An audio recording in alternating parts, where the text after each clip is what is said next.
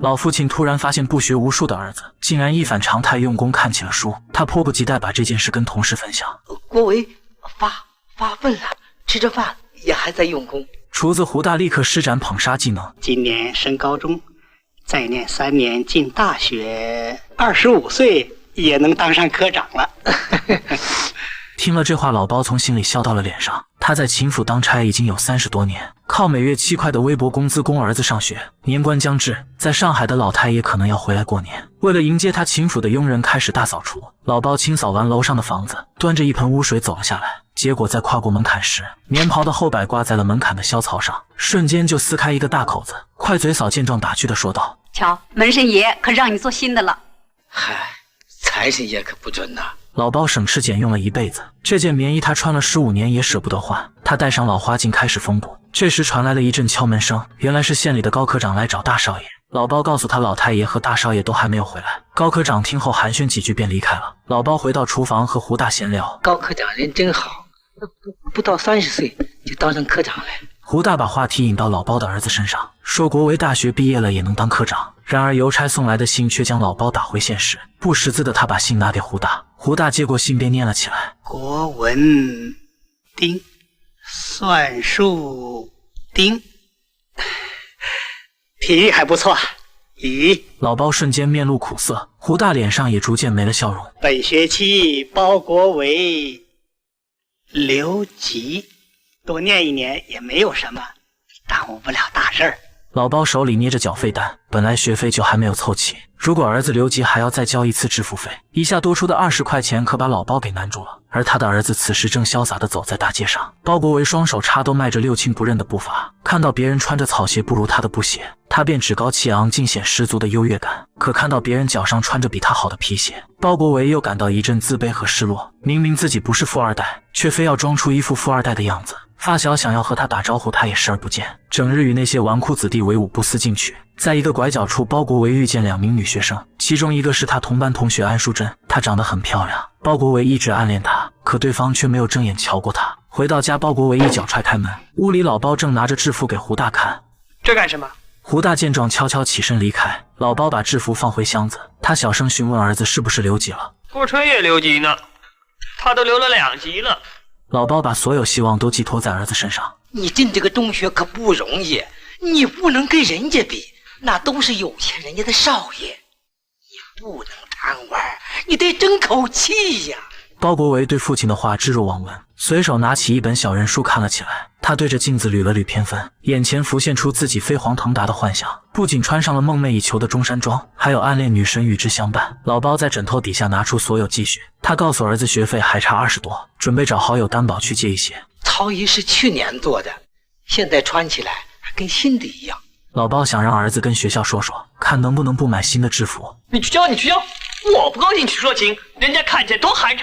见惹了儿子不高兴，老包急忙道歉，让他消消气。他来到银行的缴费窗口，摸摸索索把钱递了进去。还是20，先生，包国维的曹衣。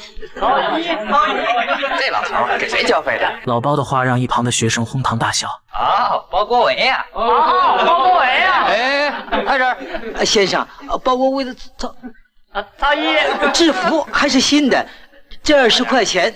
哎呀，我们是替学校代收的。跟我说没用，加一个。后面排队的学生直接把老包挤了出去。他思来想去，觉得到学校求情兴许还有用。门卫大爷正趴在桌子上打盹，老包叫了几声，对方才缓缓起身。他说明了自己的来意。门卫告诉他，今年的制服换样式了，如果不交费就会被自动除名。说完，他就无聊地在纸上画起乌龟。可老包依旧在一旁喋喋不休，哭诉着自己的不容易。7块钱一个月，先生，我只拿7块钱一个月，我省吃俭用。你跟我说这有什么用？学校又不是慈善机关，难道你还想让我不使你吗？笑话！门卫见他油盐不进，瞬间来了脾气，碰了一鼻子灰的老包本想离开，可想到儿子上学还是大少爷帮的忙，老包下定决心砸锅卖铁也要供儿子读书。他折返回去，希望学费可以分期，等攒够了钱再补交支付费。门卫不想再听他继续念经，转身便回了屋里，只留下老包呆呆地站在原地。包国维和郭纯一起玩耍，他想加入学校的篮球队，可身为队长的郭纯却瞧不上他。你投篮还不准？不准？我怕是怕的好啊。说完，他就跑到前面想展示一番。郭纯让弟弟使劲扔，包国维跳起来接球却没接住，篮球直接飞进了身后的高墙里。弟弟嘲笑包国维：“怎么样，不吹了吧？你的 pass 怕得太高。哎，你赔球啊？”郭纯和弟弟吹着口哨回了家。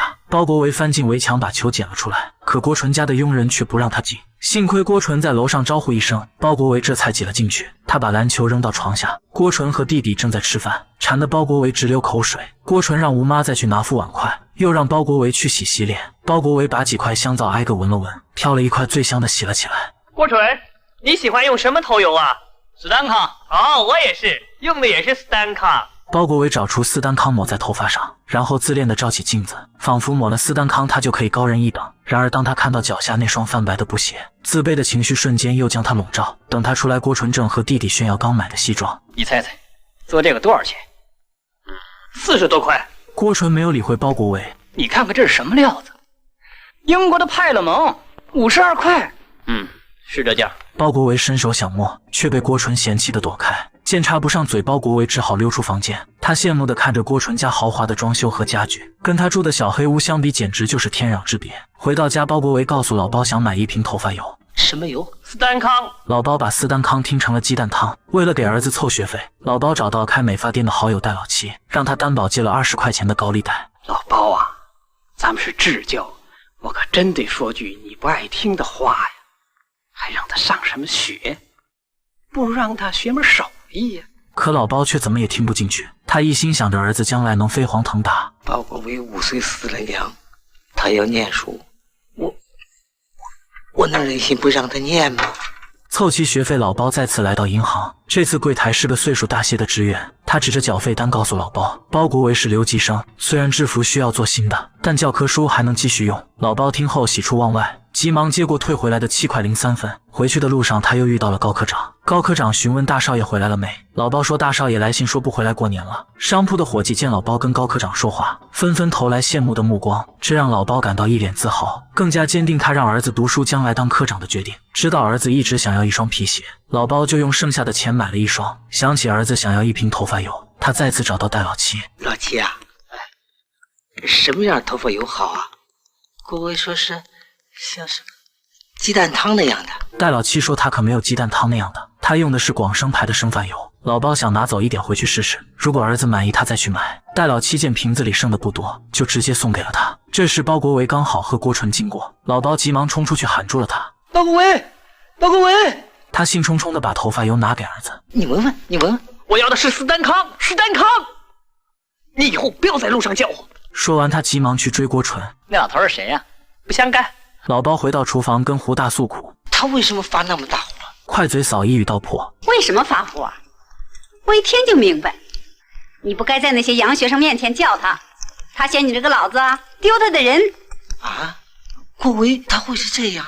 不会的。胡大给快嘴嫂使了个眼色，快嘴嫂撇了撇嘴，也不再多说。年纪轻轻的，谁还没有点火气？胡大再次给老包宽心。你们家国维过的是什么日子哦？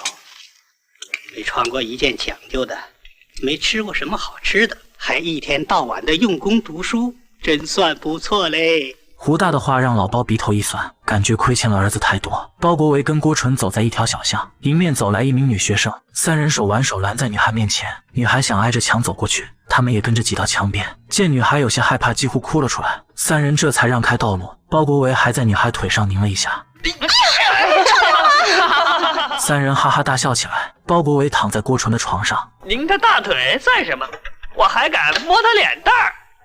好啊，下回再看你的。包国维发现床上有本黄皮书，他把这本书带回家，废寝忘食地读了起来。老包给他送饭，他连看都不看一眼，贪婪地用书下饭。见儿子如此用功，老包回忆起了往事。10多年前，他回乡下料理完妻子的后事，带着儿子回到秦府，恳请秦老太爷收留这个没妈的孩子。秦老爷见他们爷俩可怜，便好心答应了老包的请求，还让大少爷给包国维找了最好的学校。老包仿佛看到了当上科长的儿子，坐在办公桌前批阅公文。胡大更是上演了教科书般的捧杀。你就等着吧，将来你一定会享他的福。现在他吃你的，将来你吃他的，你吃他的是应当的。你是老太爷嘛。老包心里美滋滋的，他想到大少爷可能会用斯丹康的头油，于是趁打扫房间的机会，在大少爷的化妆台上找了一瓶最香的。他不敢把整瓶拿走，就挖了一些用纸包着拿了回去。郭纯在家里举办舞会，包国维却被同学嫌弃。你怎么老踩我脚？你的鞋不行，没法跳。自讨没趣的包国维坐在沙发上，脑海里浮现出和郭纯互换身份的景象。安淑珍穿着一身洁白的裙子，郭纯则是一身破烂的棉衣。她绕过郭纯来到包国维身边，两人在众人面前翩翩起舞。突然一声呼喊打破了他的美梦。郭纯把包国维叫到身边，他找人给暗恋对象写了封信，准备让包国维交给对方。你把这封信呢，想法子交到吕等南的手里。行。包国维满口答应，回到家他小心翼翼拆开信封，一字一句地抄了起来，只是把吕等南改成了安淑珍。这时老包拿着大少爷房间的头油走了过来。你看，这是什么？就是你要的那个头发油啊，叫什么康？